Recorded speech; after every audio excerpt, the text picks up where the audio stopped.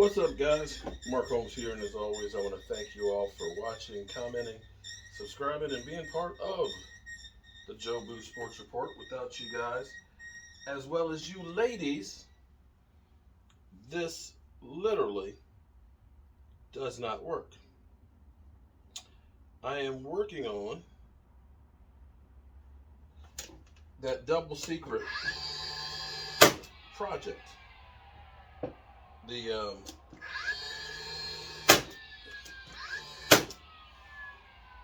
the table, the stand for my friend Richard.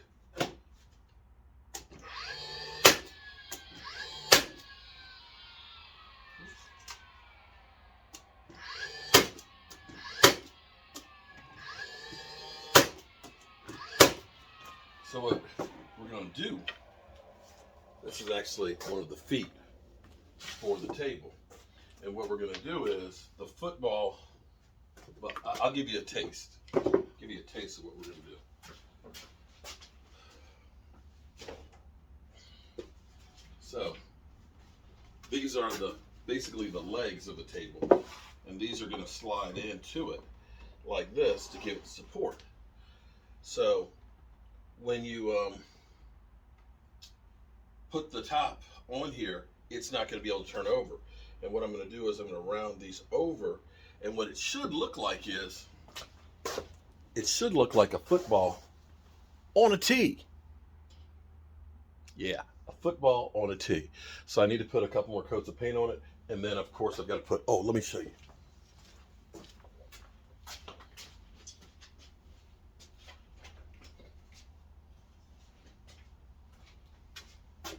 So the lace on the football will be like that.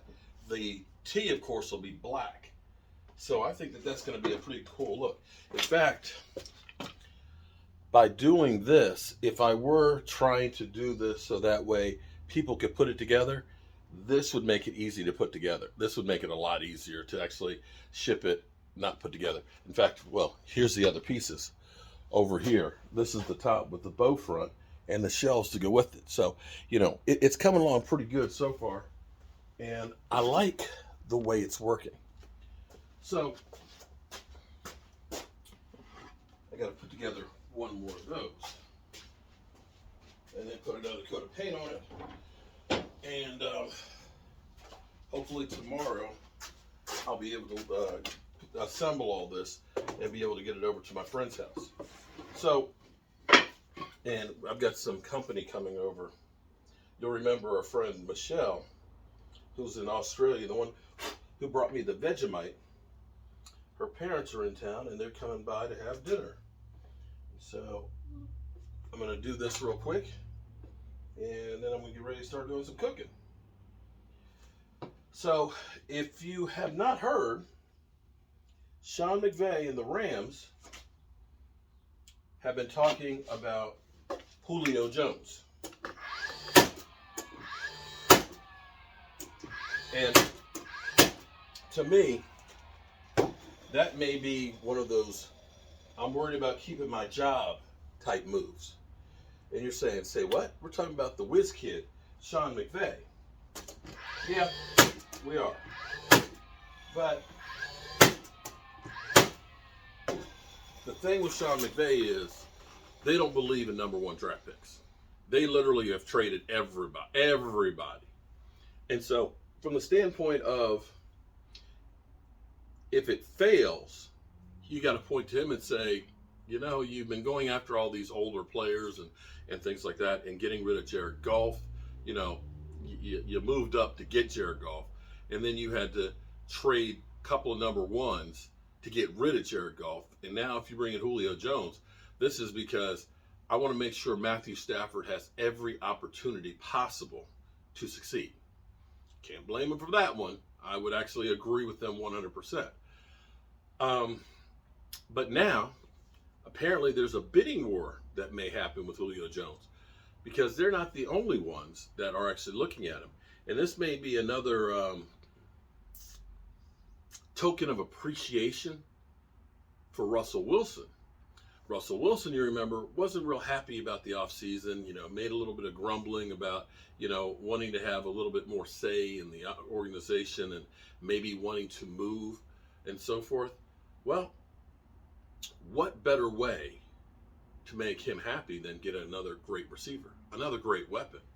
So you start thinking about, Tyler Lockett. I think Tyler Lockett's still there. Is Tyler Lockett still there?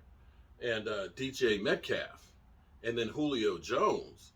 You start looking and saying, whoa, that's a great wide receiver core. And then you got everything that you want to be successful.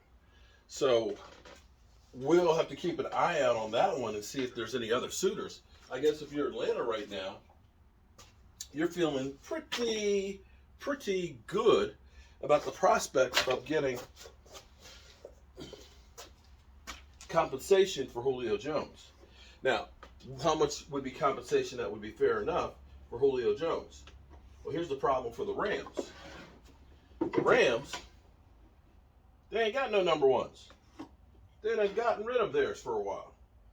So, Atlanta, we heard, was looking for a number one. You can look for all you want. You can say, I'm looking for 5 number ones. But what's the reality of what is actually acceptable? You look at the Cowboys, we gave up a number one for Amari Cooper, which looks like it was a great move because Amari Cooper was truly better than any of the receivers that were taken in the draft that we traded for him. And I don't know that we could have gotten a better receiver at our draft position with a number one pick. So for us, it worked out great. But the difference is Amari Cooper, although he did have an injury history, he had the plantar fasciitis, he was still relatively young and still is relatively young. So I don't know that you say that with a receiver that's 32. And this is where we are with Julio Jones. Julio Jones is no spring chicken anymore. So will it take a number one? And if it is, will Atlanta be willing to wait like 2 years to get their number one pick? I don't think so. I think that you would probably say, if I got a better, or you mean a lesser offer that's sooner. A lot of people, don't look at the long picture. Like, you could get more money if you win the lottery if you take it in yearly installments. And probably would be a better thing because you'll blow through your money real quick. You'll blow through it, and all of a sudden it's all gone. But at least come next year, whatever the date is, January 1st, you're getting another check. It's a smaller check, but it enables you not to blow your wad all at one time. And that may actually be a better thing for building for the future if you're Atlanta. Say, okay, we got some more picks down the road that we can start supplementing the other players. I don't know. But if you are Atlanta, then on the other side of the things, you might say, if we can get a number one for next year to go with our number one, then maybe we can look at trying to get a quarterback to replace Matty Ice. Because ultimately, when you get rid of a Julio Jones, basically you're saying, we're rebuilding. We are looking for down the road. Julio Jones is more of a guy for right now. You're not looking at saying Julio Jones is going to be a building block for 3 years down the road. And this is where I think the Atlanta Falcons are with their situation. But who knows? I know I don't. All I know is I'm a guy with a day job and a voodoo doll.